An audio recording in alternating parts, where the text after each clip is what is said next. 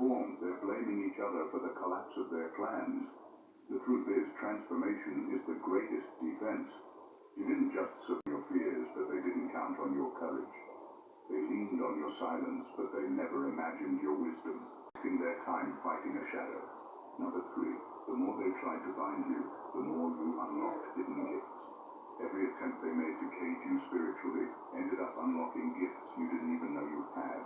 That's the kind of twist they never saw coming.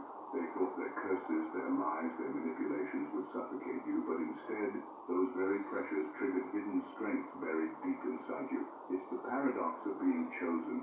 What was meant to crush you becomes the very thing that elevates you. They expect confusion, weakness, and despair to overwhelm their target.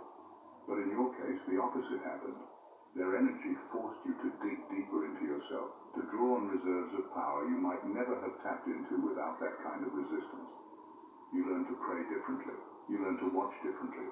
You became sharper, wiser, and harder to access. They thought they were building a prison, but in reality they were pushing you into a training ground that unlocked levels of discernment and resilience they could never compete with. That's what enrages them the most. They believed their efforts would marketable. And the worst part for them is knowing that the very attacks they invested in became the stepping stones that took you higher.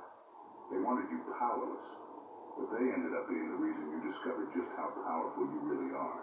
Number 4, they never considered that your survival would be the evidence of their defeat.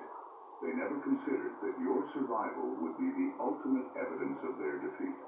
Every plan they made, every word they whispered, every hand they tried to play against you was designed to make you disappear, to silence your voice, to erase your presence from their world.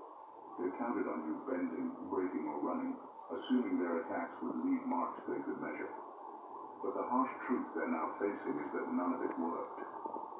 You're not just standing, you're thriving. Your survival is a glaring spotlight on their impotence, a reminder that all their schemes were built on weakness disguised as strength. What makes this even more humiliating for them is that their weapons were never real. Their curses, manipulations, and lies looked sharp, but they were hollow. The strategies they used to try to control you were smoke and mirrors.